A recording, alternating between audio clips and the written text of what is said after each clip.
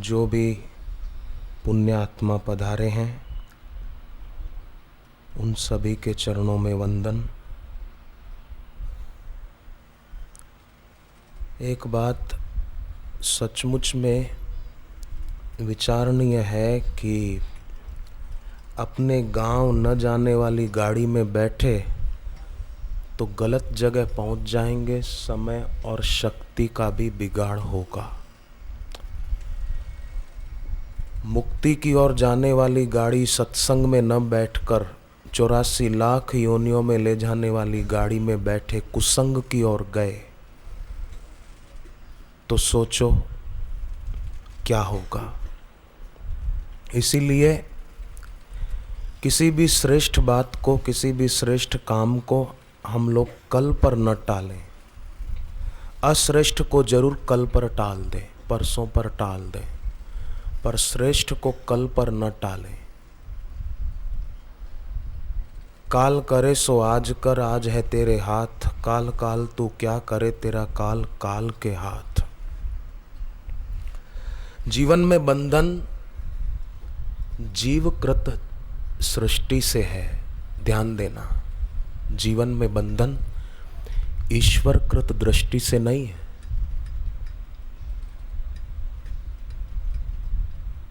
और जीवकृत दृष्टि क्या है कि ये मैं हूं और ये मेरा है, मकान मेरा है, ये जमीन मेरी है, ये दुकान मेरी है, ये प्रॉपर्टी मेरी है, ये ज्वेलरी मेरी है। ये जीवकृत दृष्टि है, जीवकृत सृष्टि है जो कहो। इसी के कारण बंधन है। तो अगर हम जीवन में शुभ को, श्रेष्ठ को कल पर नहीं टालेंगे, आज और अभी से शुरू करेंगे। जैसे कोई होते हैं बोले कि अभी दीक्षा का समय नहीं आया, अभी हमारी उम्र नहीं है दीक्षा लेने की, अभी हमारी उम्र नहीं है साधना करने की, तो समझो श्रेष्ठ को, शुभ को कल पर टाल रहे हैं। पशु होते हैं ना, पशु पक्षी, वो अपनी प्रकृति के अनुसार जीते हैं, खाते हैं, पीते हैं। किसी पशु को आप विज्ञापन के बल पर उसका खान पान बदला नहीं सकते। मोर है, आप मोर बादल को देखकर ही नाचेगा। आप उसके आगे दिल्ली के चांदनी चौक से फलूदा और आइसक्रीम लाकर रखो कि ले खा और नाच के दिखा, वो नहीं नाचेगा। नाचेगा? नहीं नाचेगा। बहुत बढ़िया है, हमने बहुत नाम सुना है, तू जरा खा के देख, तेरे को मजा आ जाएगा।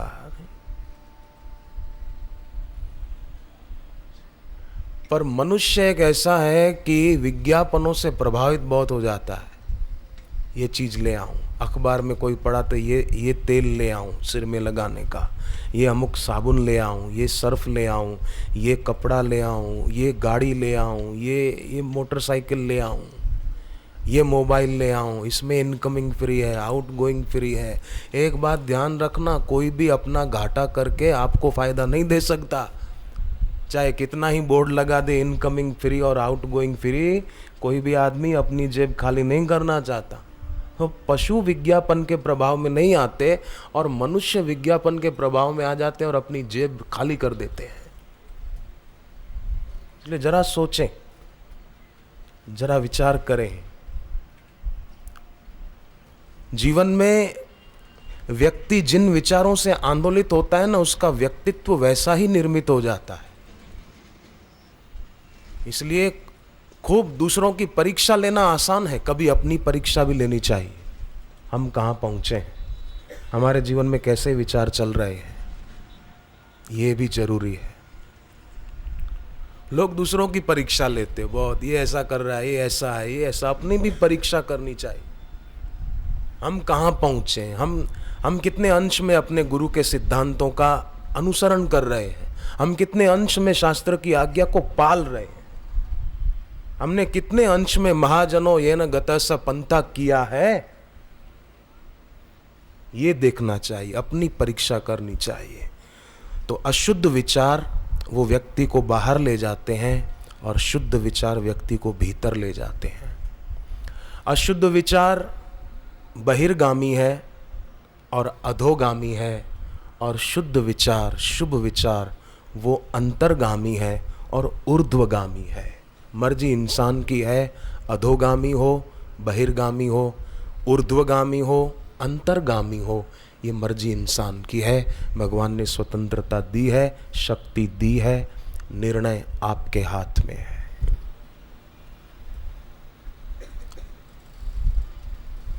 जिनके जीवन में दीक्षा नहीं होती और दीक्षा लेने के बाद भी दीक्षा के प्रति महत्व बुद्धि, गुरु मंत्र के प्रति आदर बुद्धि नहीं होती, तो वो बेचारे मार्ग से भटक जाते हैं। अच्छे अच्छे, मैं पहले एक भजन गाया करता था, ये प्रेम पंथ ऐसा ही है, इसमें सब कोई चल न सके। ये प्रेम पंथ ऐसा ही है, इसमें सब कोई चल न सके।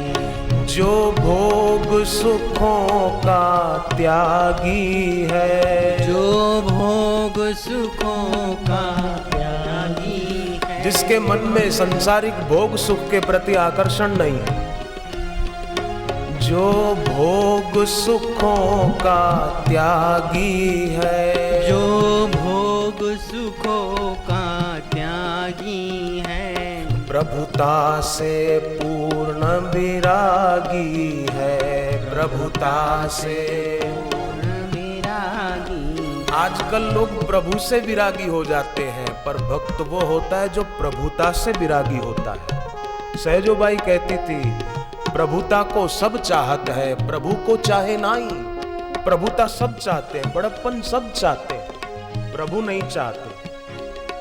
जो भोग सुखों का त्यागी है, जो भोग सुखों का त्यागी है, प्रभुता से पूर्ण विरागी है, प्रभुता से पूर्ण विरागी है। वो भक्त पहुँच पाता जिसको, वो भक्त पहुँच पाता जिसको, ये मन की माया छल न सके, ये मन की माया चल न सके। ये प्रेम पंथ ऐसा ही है, इसमें सब कोई चल न सके। ये प्रेम पंथ ऐसा ही है, इसमें सब कोई चल न सके। तो अशुद्ध विचार की दिशा अधोगामी है और शुद्ध विचार की दिशा ऊर्ध्वगामी। महात्मा गांधी जेल में थे, सरदार वल्लभ भाई पटेल भी उनके साथ जेल में थे। तो महात्मा गांधी सुबह नाश्ते में 10 खजूर फुलाकर खाते थे। तो एक दिन वल्लभ भाई पटेल ने सोचा कि उम्र भी है इनकी, शक्ति चाहिए इनको, तो मैं 10 के बदले आज 15 खजूर फुलाकर दे देता हूं। क्या पता चलेगा 10 है कि 15 है, खा लेंगे, इनको शक्ति मिलेगी। जब गांधी जी नाश्ता करने के लिए बैठे तो 15 खजूर कुछ ज्यादा देखी, स्वाभाविक रोज खाते थे, उससे खुराक ज्यादा देखा। तो कहा, वल्लभ भाई खजूर, गुजराती थे न दोनों, खजूर मने थोड़ी वधारे लागे, मुझे थोड़ी ज्यादा लग रही है, गिनो तो। वल्लभ भाई कोई गिनवाई, गिनो कितनी है। सरदार पटेल ने गिन कर कहा कि 15 है। तो बोले क्यों 15 क्यों, मैं तो रोज 10 खाता हूं। वल्लभ भाई ने कहा 10 और 15 में क्या फर्क पड़ता है, 10 खाओ 15 खाओ, क्या फर्क है। गांधी जी 2 मिनट के लिए चुप हो गए, मौन हो गए, और फिर उन्होंने आंख खोलकर कहा कि वल्लभ भाई आपने बहुत बढ़िया बात कही, मुझे बहुत बढ़िया सूत्र दे दिया। आपने कहा ना 10 और 15 में क्या फर्क पड़ता है, तो मुझे अंदर से विचार आया कि 10 और 5 में भी क्या फर्क पड़ता है। आज से मैं 5 ही खाऊंगा, 10 नहीं खाऊंगा। चिंतन जिस व्यक्ति का जैसा चल रहा है, अपरिग्रह का चिंतन है। जो व्यक्ति भीतर वाद, प्रतिवाद और विवाद में उलझा है या स्वाद में उलझा है, रोज सुबह बस प्लान बनाता, आज नाश्ते में समोसे खाऊं, आज नाश्ते में आलू की टिकिया खाऊं, आज पिज्जा खाऊं, ये जो स्वाद में उलझा है या जो वाद में उलझा है, आज उसको जाकर ये सुनाऊंगा, आज उसको जाकर ऐसा कहूंगा, वो क्या समझती है, वो क्या समझता है, जो वाद में उलझा है, जो प्रतिवाद में उलझा है, जो विवाद में उलझा है, वो व्यक्ति भक्ति कैसे कर पाएगा? इसलिए गुरु मंत्र का जप है, इसलिए गुरु की दीक्षा है कि मंत्र जप में अपने मन को लगा दो।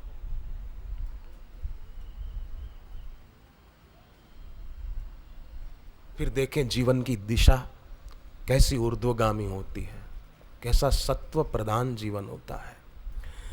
भोज प्रबंध नाम का एक ग्रंथ है, बड़ा सुंदर ग्रंथ है, भोज प्रबंध उस ग्रंथ का नाम है। उस ग्रंथ में एक बड़ी प्यारी बात आती है, कार्य सिद्धि सत्वे भवति महताम न उपकरणे। भोज प्रबंध ग्रंथ में ये बात आती, मतलब किसी कार्य की सिद्धि व्यक्ति में रहे हुए सत्व के कारण होती है, उपकरण के कारण नहीं होती। अर्जुन को महाभारत के युद्ध में विजय मिली, कैसे मिली थी? भगवान कृष्ण के सत्व के प्रताप से। अर्जुन उनके अनुगामी बन गए थे, जैसा भगवान कह रहे थे वैसा कर रहे थे, तो विजयी हो गए ना। तो खुद के पास अगर सत्व न हो तो सत्व संपन्न गुरु की उपासना करे। अर्जुन ने सत्व संपन्न भगवान का कहा माना, उनके अनुगामी बन गए, तो विजय मिल गई। तो सिद्धि सत्व से मिलती है, अपना सत्व बढ़ाना चाहिए। अपना सत्व बढ़ेगा अपने से ऊंचे लोगों के संपर्क से, अपने से ऊंचे लोगों के सानिध्य से, उनके ज्ञान से। और सबसे ऊंचे भगवान हैं, और भगवान को तत्व रूप से पाए हुए गुरु सबसे ऊंचे हैं। उनसे ऊंचा और कौन होगा? तो उनके संपर्क से हमारे में भी सत्व आएगा, और हमारे को भी। ये जो कई साधकों के अनुभव हम सुनते हैं, ये यही कारण है। और वो तो कभी बापूजी से बात भी नहीं करते। मुझे एक परिवार के लोगों ने बताया, उनके ऊपर प्रेत बाधा की असर थी नेपाल में, और उसमें परिवार में एक व्यक्ति के ऊपर ज्यादा थी। ऐसी असर थी कि वो व्यक्ति मर ही जाएगा, ऐसी हालत थी। परंतु वो घर के लोग डरते नहीं थे, वो शांत बैठते थे, पूजा की जगह पर ज्योत जलाकर जप ध्यान करते थे।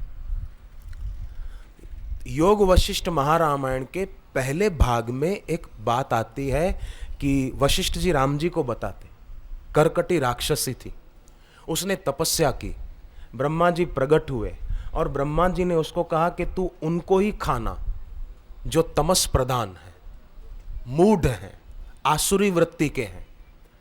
बाकी जो ओमकार का जप करते हैं, ओम शब्द है योग वशिष्ठ में, जो ओमकार का जप करते हैं, ओमकार का भजन करते हैं, राक्षसी खबरदार जो तूने उनकी ओर आंख उठाकर देखा तो। ये योग वशिष्ठ का वचन है, आप पढ़ के देखो। और ये बात योग वशिष्ठ में फिर 2 बार आती है। एक बार तो ब्रह्मा जी ने कही, फिर वशिष्ठ जी ने राम जी को कही, और फिर करकटी के सामने, करकटी राक्षसी, उसके सामने राजा आए कोई, तो राजा को खाने के लिए, करकटी राक्षसी थी ना, मनुष्यों को नर बख्शी थी, तो राजा को खाने के लिए तैयार हुई। तो राजा से सत्संग हुआ, ज्ञान की बातें सुनी, तब उसने राजा को भी ये बात कही कि मुझे ब्रह्मा जी ने ऐसा कहा था कि जो ओमकार का गुंजन करे तू वहां से भाग जाना, वहां मत टिकना तू। तो ये असुर लोग होते हैं ना, जहां ओमकार का, और गुरु मंत्र बापूजी देते हैं उसमें ओमकार तो होता ही है, उसका जप जो करते हैं उन पर इनका जोर नहीं चल सकता। जापक दृढ़ होना चाहिए, जापक भीतर से टूटा हुआ नहीं होना चाहिए। आप एक बात बताओ, हम लोग बोलते हैं कि गाय दूध देती है ना, गाय दूध देती है, पर आप बताओ गाय दूध देती है कि ग्वाले को निकालना पड़ता है? गाय दूध देती नहीं साहब, गाय का दूध ग्वाले को, जिसकी गाय हो उसको निकालना पड़ता है, दूध दुहना पड़ता है। ऐसे ही गुरु ने मंत्र दिया, गुरु ने दीक्षा दी, साधक जप ध्यान सेवा सत्कर्म करके उसका सत्व अपने में और बढ़ाए, उसकी कृपा की अनुभूति करे। सीढ़ी होती है ना, सीढ़ी वो बैठने के लिए नहीं होती है, सीढ़ी ऊपर चढ़ने के लिए होती है। सड़क सो जाने के लिए नहीं होती है, सड़क यात्रा करने के लिए होती है कि आगे बढ़ो, मंजिल पर पहुंचो। बैठ गए बोले मेरा घर, मुझे ये जगह अच्छी लगती, नहीं नहीं, एक्सीडेंट हो जाएगा। सीढ़ी भी बैठने के लिए नहीं है, सड़क भी बैठने के लिए नहीं, यात्रा करने के लिए है। ऐसे ये जीवन भी बैठ जाने के लिए नहीं है। मैं दुखी हूं, मैं दुखी हूं, मैं दुखी हूं, समझो ये सीढ़ी पर बैठ गया है। मैं सुखी हूं, मेरे पास पैसा है, मेरे पास कार है, समझो सड़क पे बैठ गया है आदमी। यात्रा करे, आगे बढ़े। तो मनुष्य जन्म इसीलिए है। मैं सुनाया करता हूं एक प्रसंग के, जहाज जा रहा था अपनी गति से, एयर होस्टेस ने यात्रियों को सूचना दी कि एक बहुत बुरी खबर है, दिशा सूचक यंत्र खराब हो गया है, जहाज कहाँ उतारना पता नहीं चल रहा है, और किस दिशा में हम बढ़ रहे हैं ये भी पता नहीं चल रहा है। परंतु साथ ही साथ एक अच्छी खबर भी है कि हम जहाँ भी जा रहे हैं बहुत स्पीड से जा रहे हैं। ये अच्छी खबर है। तो लोग सब संसार में बड़ी स्पीड से जा रहे हैं, पर कहाँ जा रहे हैं पता ही नहीं। तो मोर तो बादल देखकर ही नाचता है, पर मनुष्य तो न जाने कितनों के इशारे पर अपने जीवन में नाचता ही रहता है।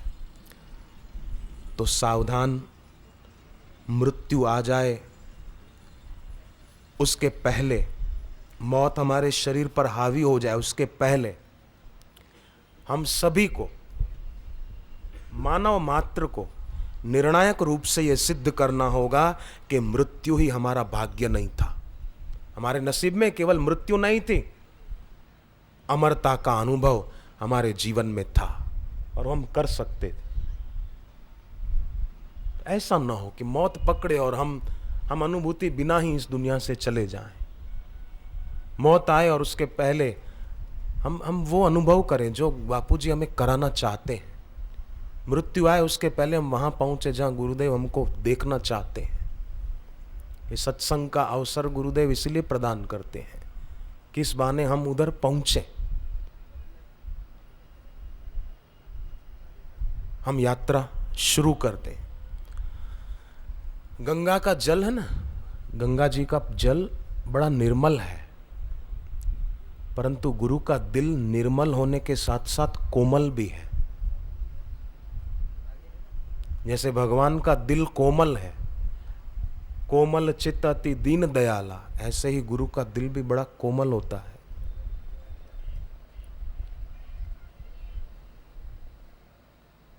वे चाहते सब झोली भर ले, निज आत्मा का दर्शन कर ले। तो जिनका ऐसा कोमल दिल है, जिनके दिल में सबके लिए करुणा है, ऐसे गुरु को पाकर अगर कोई ठहर जाए, माने यात्रा न करे, रुका रहे, मैं दुखी हूं, मैं दुखी हूं, परिस्थिति दुखद आई और दुख मानकर पड़ा रहे, अपने भाग्य को कोसता रहे। पानी ठहर जाए ना एक जगह तो गंदला हो जाता है, नहीं? तालाबों का पानी कैसा होता है? ऐसे ही अगर जीवन ठहर जाए तो धुंधला हो जाता है। इसलिए ठहरे नहीं, यात्रा करें, आगे बढ़े, आगे बढ़े, आगे बढ़े, आगे बढ़े। चरे वेती, चरे वेती, चरे वेती। और आगे बढ़ने के लिए दिशा भी चाहिए। दिशा हमें गुरु बताते हैं, चलना हमारा काम है, चलना हमारी जिम्मेदारी है। माँ को बेटे के प्रति बहुत प्रेम होगा तो माँ भोजन बनाकर थाली में पिरोसकर बेटे के आगे धर देगी, और ज़्यादा प्रेम होगा तो निवाला लेकर बेटे के मुंह तक धर देगी, पर चबाना तो बच्चे को ही पड़ेगा। ऐसे ही गुरु मार्ग बताते हैं, चलना साधक को पड़ेगा उस मार्ग पर।